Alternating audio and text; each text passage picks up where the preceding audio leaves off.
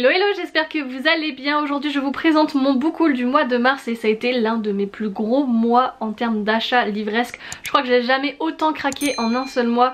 J'ai vraiment profité des dernières sorties qui me faisaient envie, il y a vraiment eu beaucoup de choses et vous allez voir que j'ai eu des occasions qui se sont présentées et donc ce qui explique pourquoi ma pile à lire a considérablement augmenté avec tous ces achats. Ils sont tellement nombreux que je ne peux même pas les porter là pour vous les présenter tous à la fois dans la vidéo.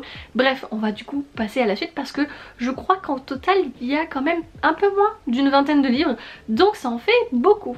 Au tout début du mois, je suis allée à Lille et donc j'en ai profité pour aller voir mes amis Sherin Ford's Books, Juju Lecture et Two Ropes. Du coup on a acheté pas mal de livres, c'était l'occasion. On est allé au Furet du Nord et j'ai eu une super offre.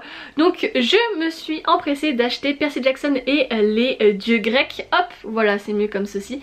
Je l'avais déjà en fait en format classique, en format roman, mais c'était une version illustrée que je ne connaissais absolument pas. J'ai vu l'objet livre, il était vraiment magnifique. Alors j'ai pas pu le feuilleter, mais du coup une fois que j'ai pu l'acheter, je l'ai feuilleté et en réalité il n'y a pas beaucoup d'illustrations, c'est essentiellement du texte, vous voyez il y a des grandes pages mais c'est quand même bien agréable à lire.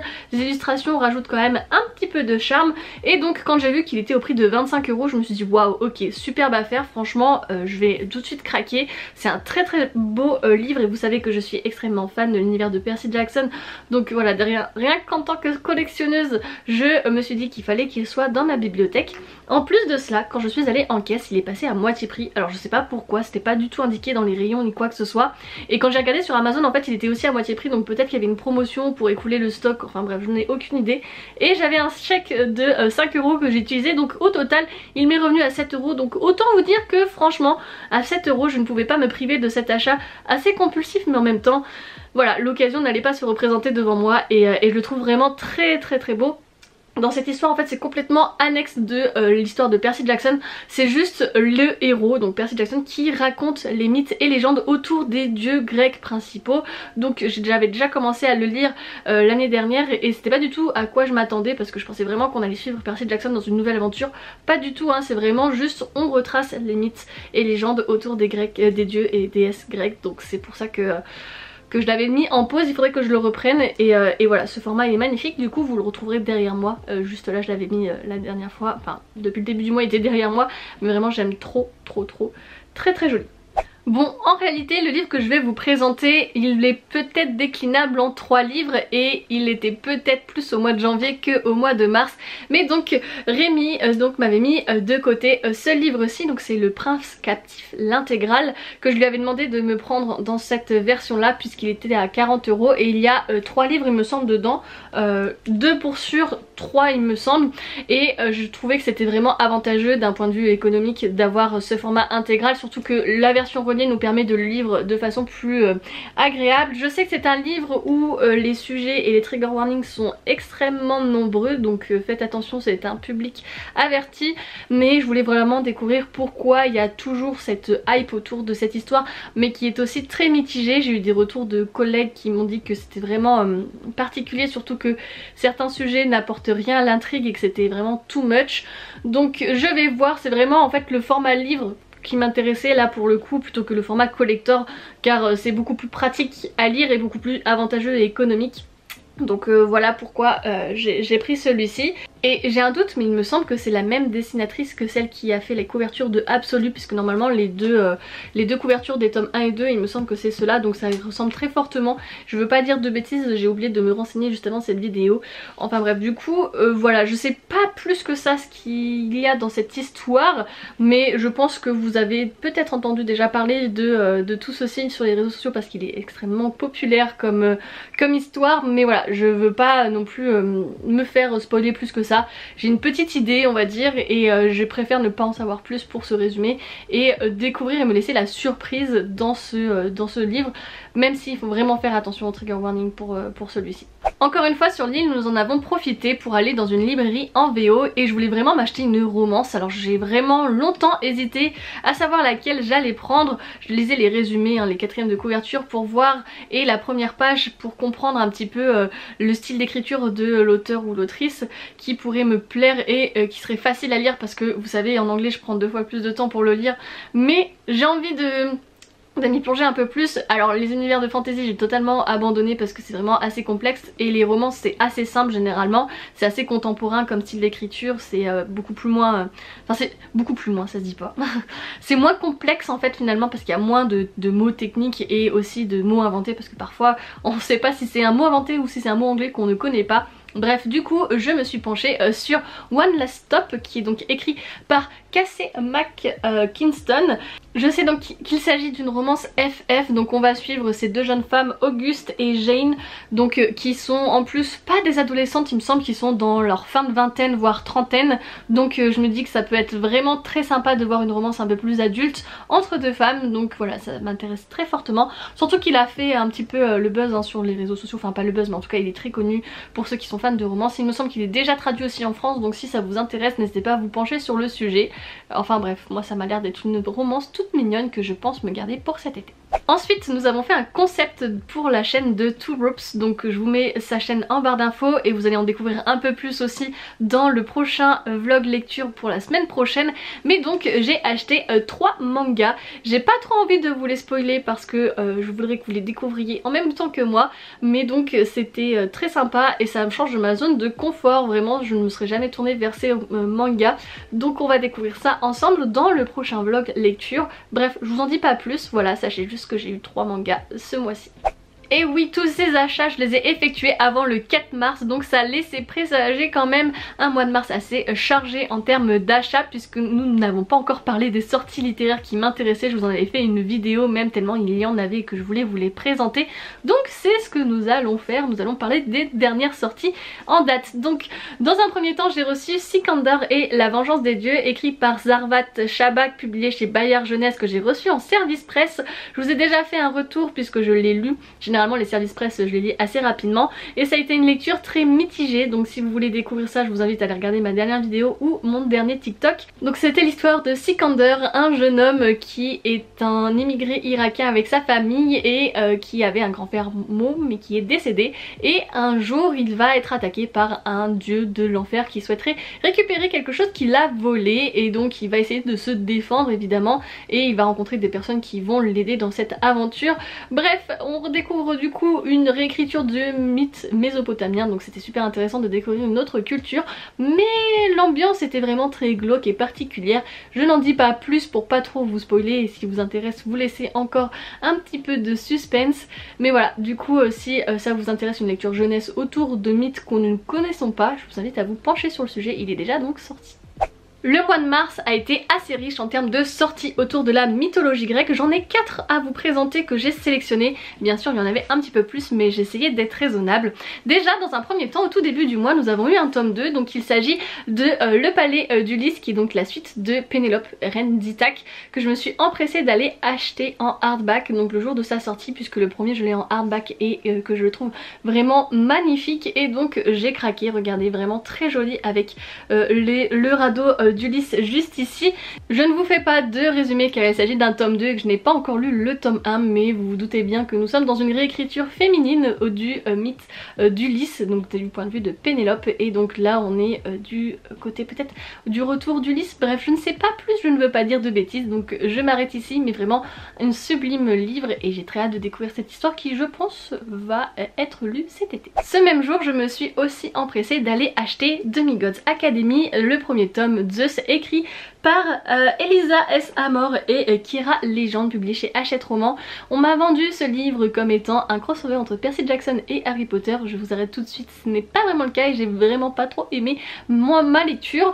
Je vous en parle pas plus parce que j'en ai déjà parlé pareil dans mon bilan lecture de la semaine dernière, mais on était censé donc suivre une jeune femme, Mélanie Richemont, qui ne croit pas en l'existence des dieux, et pourtant dans une société où 18 ans des personnes, on va avoir une boîte qui est envoyée pour savoir si on est l'élu ou pas pour aller à la Demigods Academy, et il s'avère qu'elle finit par découvrir l'énigme et intégrer cette académie. Mais l'ensemble est quand même assez grotesque, le vocabulaire en plus n'est pas non plus adapté à un public assez jeune.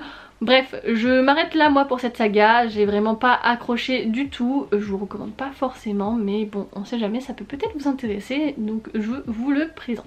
Ensuite évidemment je me suis empressée d'aller acheter le dernier tome de Percy Jackson qui était publié par Rick Riordan évidemment. Il s'appelle Le Calice des Dieux et pareil j'ai pas trop envie de vous faire un résumé parce que en réalité c'est pas vraiment une suite de la première saga de Percy Jackson mais plutôt une suite des héros de l'Olympe, donc c'est vraiment à peu près quand il est adulte, enfin en tout cas après plein de choses et on découvre plein de choses dans les héros de l'Olympe, donc difficile d'en parler sans trop spoiler, mais j'ai très hâte de découvrir, de me replonger dans cet univers. Voilà, je l'ai pas encore relu parce que j'ai pas encore trouvé le temps, mais ça ne saurait tarder. Voilà, je suis trop impatiente. Vous savez tellement mon univers pour la plume de Rick Riordan et pour l'univers de Percy Jackson et la mythologie grecque. Je suis sûre d'aimer, voilà, j'ai très hâte de me le garder pour un moment réconfort tout doux. Dernier livre de réécriture mythologique que je vous présente, il s'agit de Pour l'amour des dieux, publié chez Casterman, que j'ai reçu en concours puisque j'ai gagné un concours sur leur compte TikTok et donc il m'a été envoyé et j'avais tellement hâte de lire ce livre également puisqu'on est sur une réécriture du mythe de Leto. Donc chaque année 12 jeunes femmes sont sacrifiées et Leto en fait partie, sauf qu'elle ne sera pas sacrifiée mais en retour elle va devoir assassiner le prince d'Ithaque. Ouais, que d'ambiance assez joyeuse dans ce livre. J'ai hâte de voir donc cette réécriture encore une fois féminine des mythes de la Grèce antique et de me plonger dans cet univers. Bref, très impatiente de découvrir tout ça. Je vous avoue que je ne connais pas du tout la plume de l'autrice qui est donc Sarah Underwood et voilà, je vous en retirerai évidemment des nouvelles prochainement parce que j'ai très envie aussi de me le caler pour le printemps, mais malheureusement je pense que je pourrais pas tout lire, donc il va falloir faire des choix malheureusement. Ensuite au milieu du mois je me suis évidemment empressée d'aller acheter à sa sortie la suite de la saga The Prison Healer. Donc là nous sommes sur le tome 3 qui s'appelle The Blood Traitor, écrit par Lynette Noni, qui a été vraiment une saga coup de cœur. J'ai déjà terminé donc ce troisième tome mais je ne l'ai pas encore parlé dans un bilan lecture. J'aurais aimé une autre fin mais ça reste quand même un univers extrêmement riche, extrêmement attachant en termes de personnages. Ça reste une saga coup de cœur que j'ai suivie au jour de ses sorties et donc j'étais vraiment ultra ravie de pouvoir vivre cette expérience parce que je crois que je l'avais quasiment jamais vécue. Bref, très bonne lecture, un très bon moment. Donc pour vous refaire un petit peu le speech et que vous puissiez craquer sur cette saga, nous allons suivre Kiva qui est une prisonnière à Zalindov et qui va accueillir un jeune homme qui arrive et va devoir le soigner et lui faire découvrir la prison, mais aussi en parallèle une autre femme arrive, une femme plutôt âgée et très mal en emploi, sauf que il s'avère que c'est la chef des rebelles et qu'elle va devoir subir des épreuves, notamment des épreuves magiques pour pouvoir acquérir sa liberté. Sauf que Kiva va se porter volontaire face à l'état critique de la femme âgée et va donc devoir subir ces différentes épreuves. Bref, que d'aventures et de péripéties, notamment dans les révélations finales. Là on a un petit peu moins de révélations je trouve. On est dans un autre univers puisque bref j'ai pas envie de vous spoiler plus que ça. Mais j'ai bien aimé quand même cet aspect, ça change des deux autres et je trouve que il y a des choses à redire. Bref, vous en ferez un petit bilan lecture de toute façon, mais pour le moment c'est pas ce que je dois faire là dans cette vidéo, je dois juste montrer mes achats. Donc voilà, je me tais, j'en dis pas plus et je vous laisse découvrir cette merveilleuse aventure. Surtout que c'est une trilogie qui est terminée, il n'y a pas de raison de ne pas craquer. Ce mois-ci j'ai eu la chance de gagner un concours sur le compte de Ellie Demo avec son événement Festively. Si vous ne découvrez, je vous invite à regarder son compte Instagram parce que vraiment incroyable tout ce qu'elle a pu organiser. Et en partenariat avec les éditions Slalom, j'ai remporté Noblesse Oblige et j'avais tellement hâte, vraiment ce livre me donnait tellement envie. Regardez comment il est trop beau, le jaspage il est magnifique, mais en plus de cela on va suivre des intrigues de cours.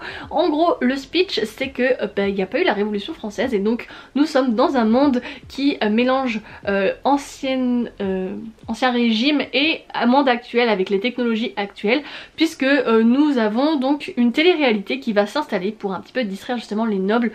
Bref, ça me promet d'être un petit peu sanglant, d'être un peu rempli de complots politiques, etc. Tout ce que j'aime vraiment. Donc on va suivre cette uchronie et j'ai hâte de découvrir ça. J'adore tout ce qui est royauté et un petit peu dystopie. J'ai l'impression que ça ressemble un petit peu à ces deux univers qu'on pourrait mélanger.